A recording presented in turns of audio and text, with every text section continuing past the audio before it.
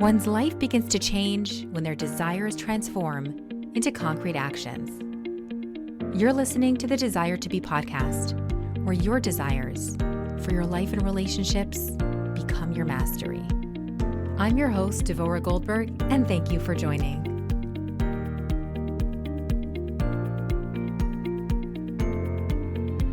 Welcome back to another episode of the Desire to Be podcast. I'm really excited about today's topic. I'm excited about today's guest.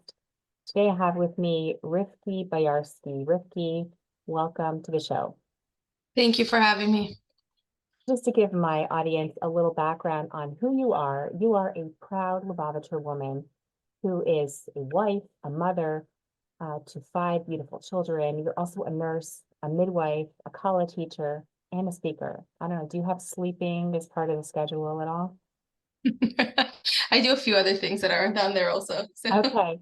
As a healthcare practitioner, everyone, Rivky is well-versed in medicine, and also as a kallah teacher, she's very well-versed in halacha. Her area of passion is in the areas that these intersect. As a champion for women's Torah and women's health, Rivky travels the U.S. delivering community education workshops. You can also find her on her popular podcast and platforms, Bodies and Souls. Again, Rivky, welcome. I'm really excited about today's topic as we dive right in. Okay. Tell me about your interest in wanting to be involved in women's health. So I'm a very firm believer in Hashem sending us exactly where we need to go. I don't think that where I am today is where high school Rivky would have imagined herself. I don't think where I am today is where I would have imagined myself, 10 years ago. And those are different times, by the way. Whoever thinks I'm much younger than I am, those are 2 different times. But I think that really Hashem puts things into our lap as they come. My journey towards where I am obviously has a lot of starting points. But I became a nurse after a very, very hard pregnancy. I was a high school mechaneches at Beis Rivka. I loved it, loved teaching the girls, loved chassidus, loved all the things that I was teaching. Had a degree in education. This was where I was going to go. We were looking at shlichus options. We had a path. And then I had a horrible pregnancy where I spent 7 months of my pregnancy in the hospital. From that point, I had to, I sat in a bed. I wasn't someone who watched movies. I wasn't someone who read geisha books. There was a limited amount of things that you could do to entertain yourself. And one night, for fun, I took the entrance exam for nursing school, scored really well, had scholarships, and I was like, oh, maybe we should do this. And so we did that. It kind of was very organic, and every step of my journey was just as organic. Like someone at my Shabbos table wanted a kallah teacher. I was like, oh, I'll help you set up. And she was like, no, you teach me. I was like, I don't know what I'm teaching. How can I teach you? And that's how I started teaching kallahs. I obviously got certified after that. I really do feel like it was all very, very organic. Like I had secondary infertility, and then I went back to school for a midwife. But I feel like Hashem had a very big hand in where I am and what I am. And I'm just listening to his guidance, not my own. That's beautiful. You kind of remind me of this graphic that someone was putting out recently where someone's climbing up a ladder. And as they're climbing up, there is no rung above them, but Hashem puts in, or you see the godly hand put in another rung, and then they grasp it. And then as they move up higher, another hand puts in another rung and they grasp it. So it really sounds like you've been following this journey of understanding, I've gone through something, someone has a need, I have the knowledge, I can step in and fill that. Right. So it has been very organic, and there's a few big projects on the table that I'm very excited about. But after that, who knows? I really am a very strong believer in Hashem sending us to where we need to be and how we need to shine. So you're a midwife, you're a nurse, you're a kallah teacher. And I'm assuming that as you've been through the process, you see different needs of how a woman portrays herself. And then to really point out where it all starts, it really starts in adolescence. It starts when we're younger. And I know that you're a big advocate for teen health, for teen, mental health, mental well-being. Tell us how you got into that aspect. So I have 2 daughters. Hashem gifted us with these 2 special girls, and as they were getting older, I realized that soon they're going to hit puberty, and I had nothing for them. And I didn't want that. I asked my older friends, I said, well, what are you giving your kids? And they were like, oh, the American Girl book. And I was like, okay. I ordered it, I read it, and I was like, it didn't line up with what I would want my kid to read. And I was What like, was it lacking from your perspective? hashkafa. Like it's so subtle. Like you think, oh, what's the big deal? But it's so subtle, and that as someone who has read so much about Tyra's view on women and Tyra's view on women's sense of self, and I don't just mean our role in Tyra and mitzvahs, I mean our actual sense of self. That's the colors that underline all the mitzvahs that Tyra gives us. I was like, this is just not it. So again, take us more into it because everyone talks about this book. So what was subtle about it? I want to hear from your perspective where you stepped into this lack. Tyra's view on women and Tyra's view on women's sense of self is so positive and so empowering, but it's also very adult. It's subtle. It's delicate. It's empowering in the most nuanced, elevated way. While there was a lot of good information, and I'm not discounting that there's a lot of good information there, it just didn't have that undertone of this is so beautiful and powerful and delicate. And I do want my girls to have a sense of femininity. And then people are like, well, if you didn't like that, then read the blue book, right? The Wonder of Becoming You. And I had read that as a kid. So obviously, as an adult, when I reread it, I was like, oh, this isn't what I thought it was as a kid. And I really didn't like it as a kid. And I think it's beautiful as an adult. But I don't know that I would want to give it to my kid. And so I then sat on that for a while, and I was like, oh, I'll write my kid a book. So I started writing a book for my kid. Well, keep in mind she was 8. She was little. Like I wasn't giving it to her. It was me sitting on these thoughts. And then as I was going through this and sitting on it and like marinating this idea, which by the way, the book is almost finished, so we're very excited about that. I then continued doing all the other things I was doing. I was in midwifery school, and I was training to become a baidekas, and I was teaching kallah, and I was giving tons of community education, and I was developing workshops and doing all these things. And we tend to do this in life when there's a project that's sitting on us and means something to us. Everything is colored by this project. Started noticing that a lot of the things that kallah struggled with, we could really address at a much younger age. We can address it when we're empowering our teenagers, when we're talking to 5th graders and 6th graders, and we're not coloring our body as something that, oh, it's not sneeze, we don't talk about it, we're skipping over, it's covered up in our biology textbook. When we're talking about it, but we're eagle about it, we're delicate about it, we're sensitive about it, but at the same time, they're getting all the information we need. We give them so much power. First of all, the second part of this is when girls don't have what they need, they're going to look for it. So mothers, if you think, oh, we're being so firm and so obsessed, their girls are going to end up looking for it. And you know what they're going to find? Inaccurate information, misinformation. They're going to be colored by shame because they know that they're not supposed to be looking at what they're looking at. And maybe what they're looking at is shameful. What would they be looking for that our educational system you feel is lacking? So I really want to say I do think that our education system is not lacking anymore. In the fact that I get asked by schools all the time to come out and speak to their kids, 5th, 6th, 7th, 8th, 9th, 10th, 11th, seminary. I speak to all those ages. I think that maybe, Devorah, when we were in school systems were lacking it and we didn't talk about it. But I think that as a community, we're in a totally different place, and we're much more in tune with the fact that Tyra doesn't consider any of this shameful. Yeah, I just want to jump into that shameful part because as I see it, I also have, thank God, 2 beautiful daughters. One is almost 12, one is 15. And the feedback that I get from them being in the educational system and in the camp system, is a lot of it is modesty. Are you conforming to our rules? And then a lot of it is feedback on, oh, you're not wearing this, or your nail polish is too dark, or this, or this, or this. At the same time, they're entering puberty. They are maturing. They're looking at each other's bodies. Maybe they're people talk about, the latest trend, the latest clothes they have to wear. And as they get bigger, excuse me, their bone structure gets bigger, but they're not getting fat necessarily. They're just, maybe they weigh more. So there's so much that's thrown at them at the same time. And I don't know if the educational system, I haven't seen it. You can give me your perspective. It is addressing in that sense, like a holistic. A lot is, my daughter is in a school, it's a boys' school and a girls' school. They're in different parts of the building, but they work very hard not to combine them. They cannot be in the same space. If they are in the same space, there's a divider. What are we supposed to be incorporating into our children at a young age? You said the youngest age you speak to is 5th grade. So where do you start to develop this healthy mindset of all of these topics that I just threw at you? Okay, so you actually brought up 3 different points. Okay, so I'm gonna break it down into 3 different things. And I'm actually gonna talk the most about the last one. The first one is the last point that you brought up. Where does this conversation start? Guess what? It doesn't start in 5th grade. It starts when your kid is 3, when your kid is 2, and you're naming body parts accurately.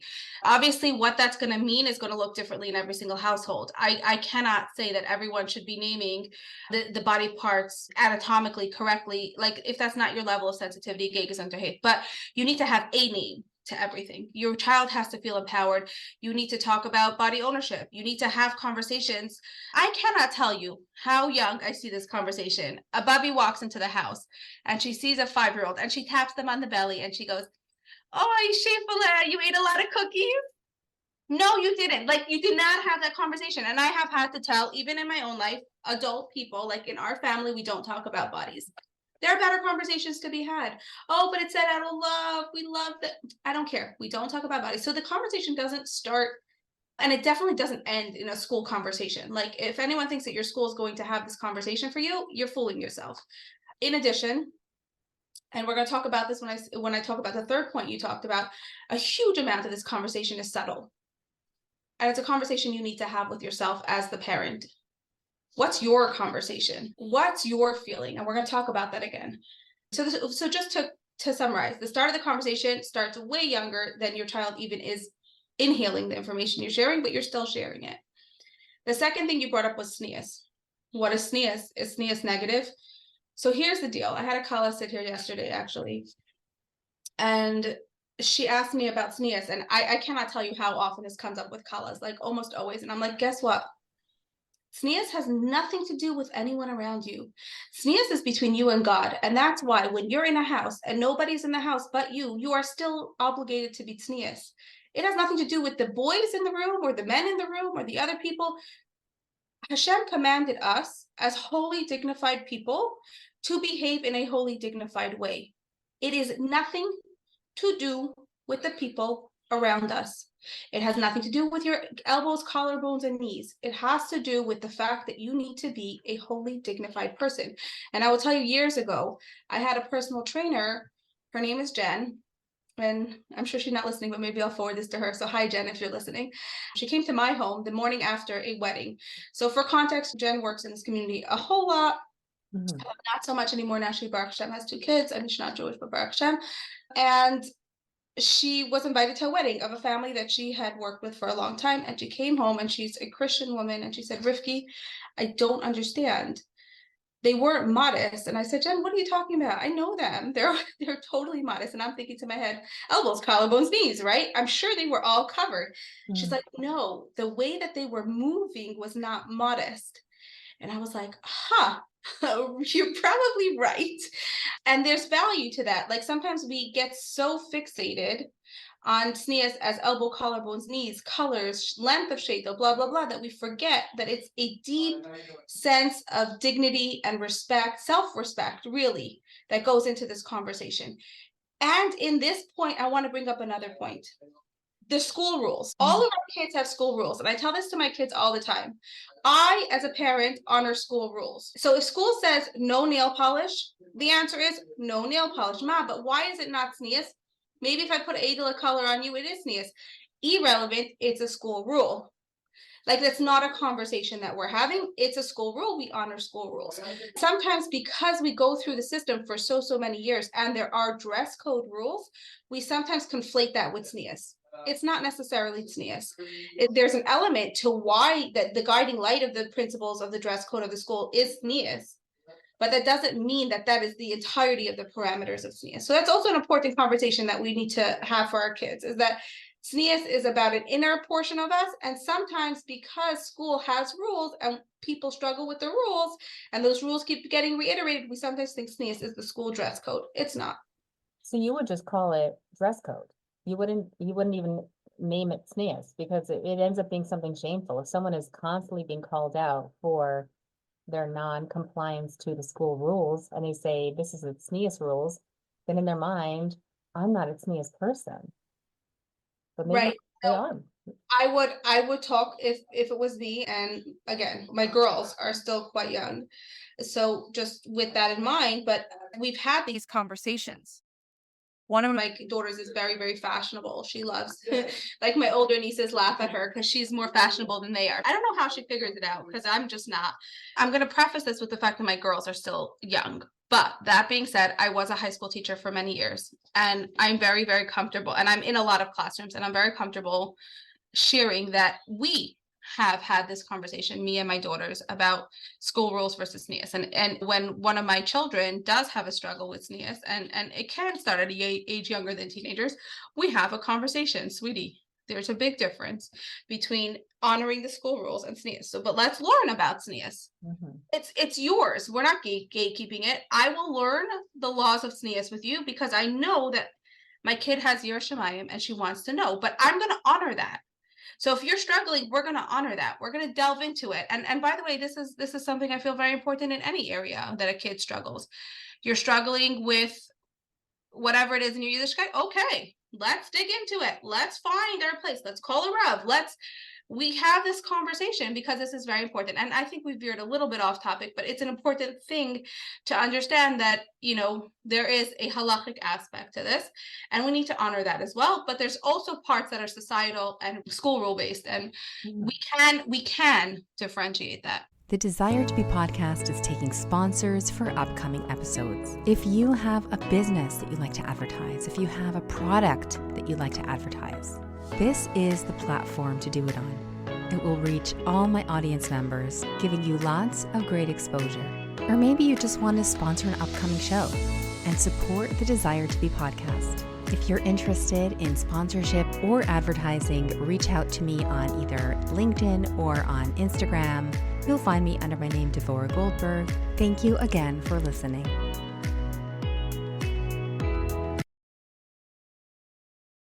The third point that you brought up, which is body image, okay? The conversation that our children have about their body image, you started talking about girls are aware of their body types, and their body types are heavier, larger, different. Their mothers are like, they're looking at the people around them, etc.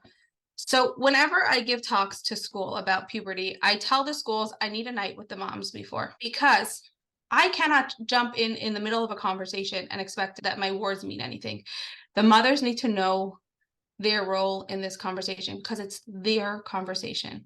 And one of the things I always make sure to say is that your subtle messages that you have about yourself and about your body image and your relationship with tznius and your relationship with how you feel about yourself is the primary message your kid is going to hear.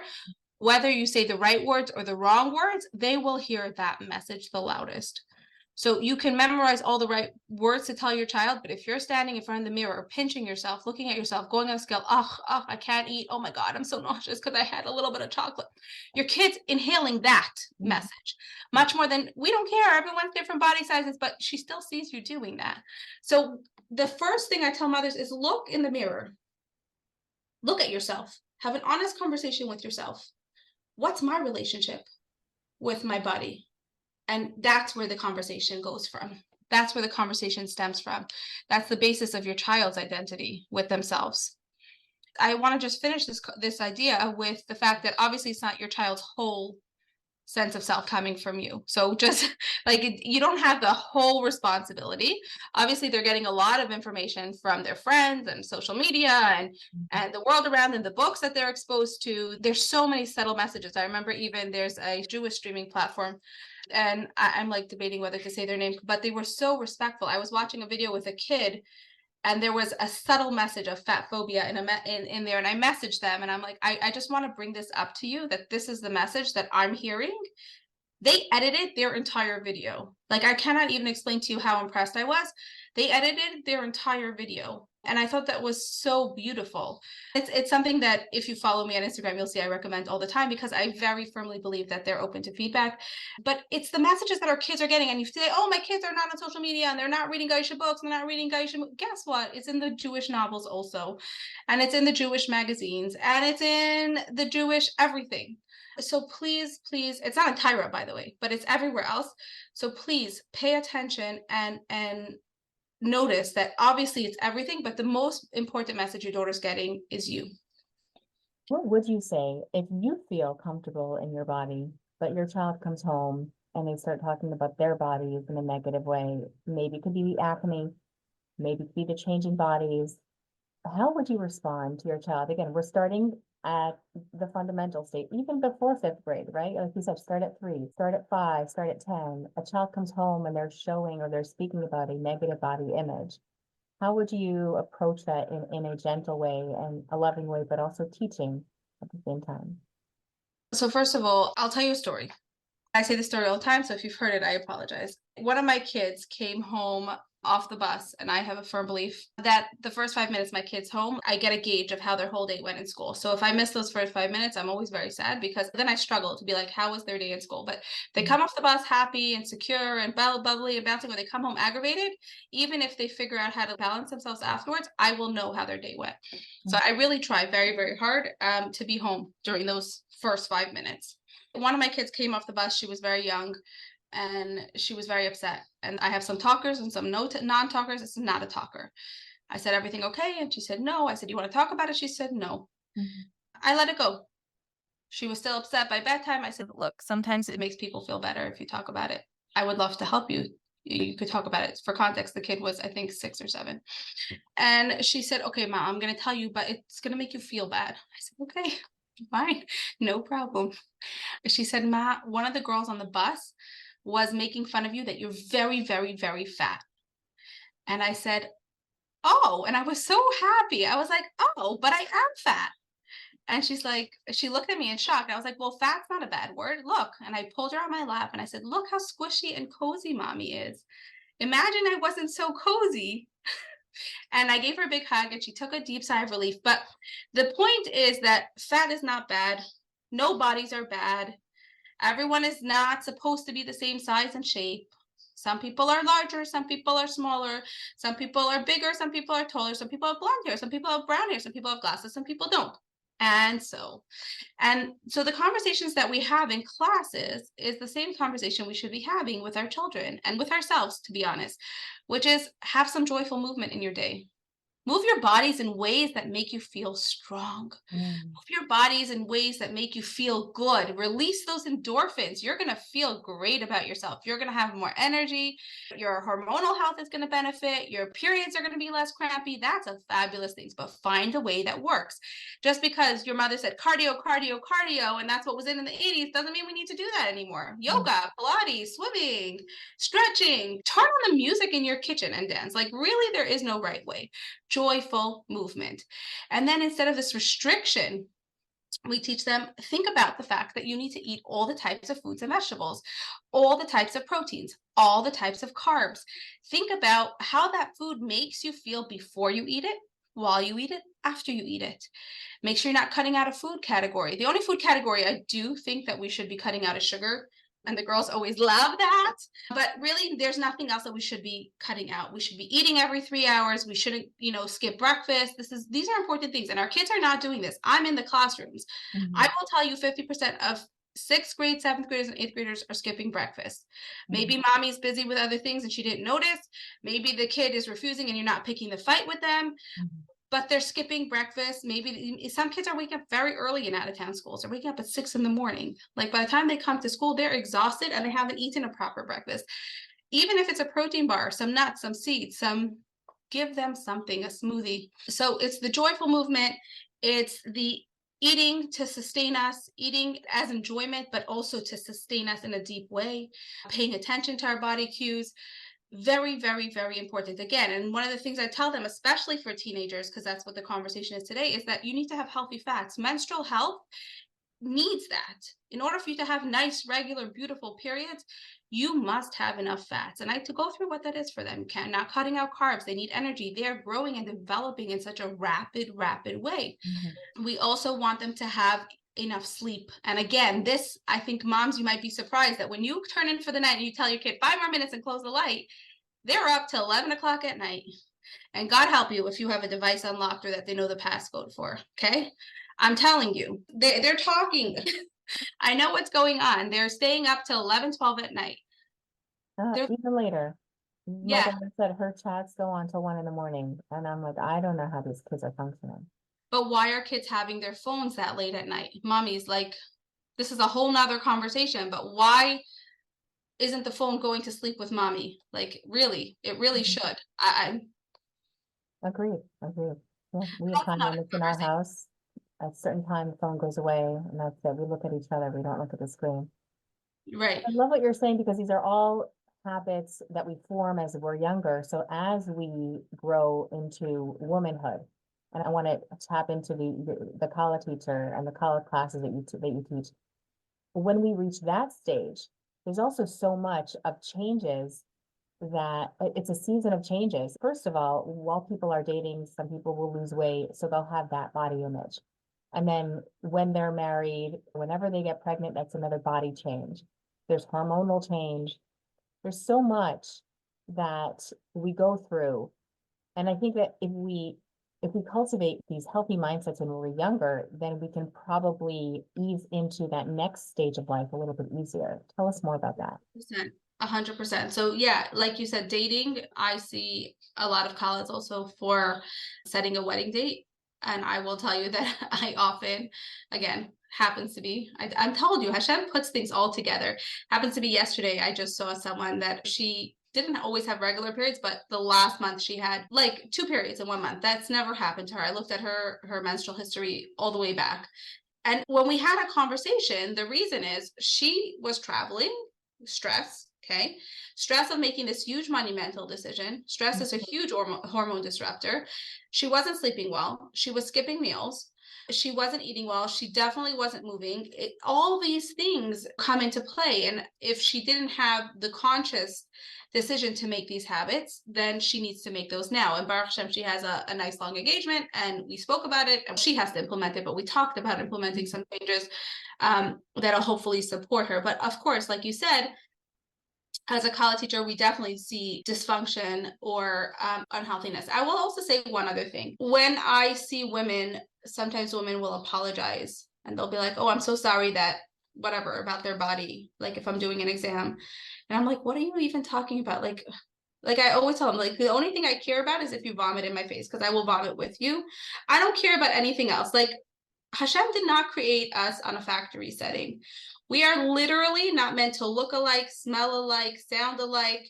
It's the variations is what makes us all beautiful and unique. So why do we buy into some sort of media or, societal decision that we should all look a certain way?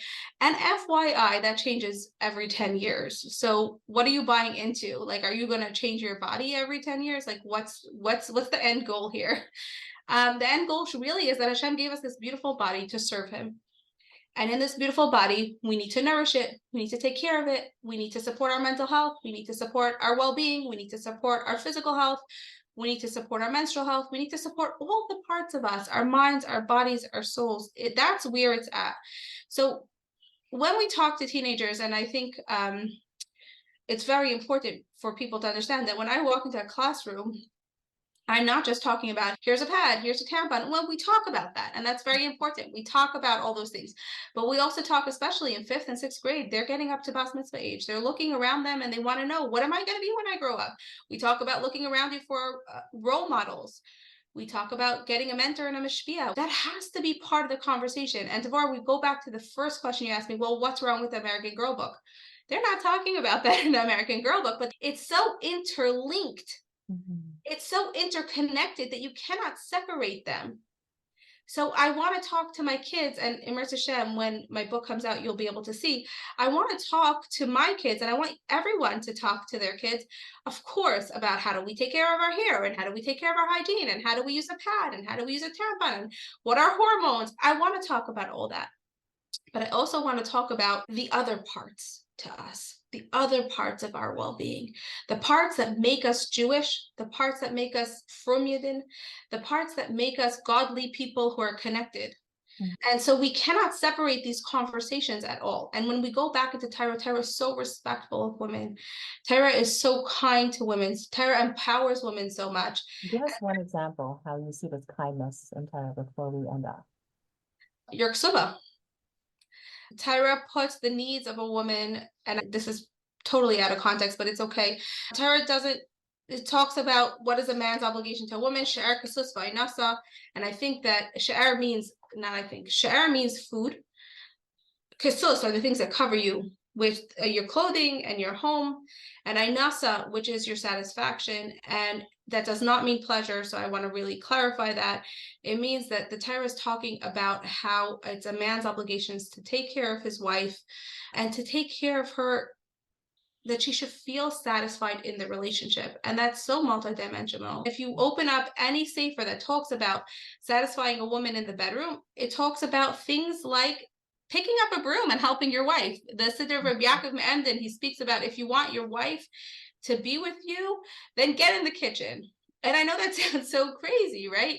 Like, I think people don't realize that this is not 2021 that the book was, this is a Siddur.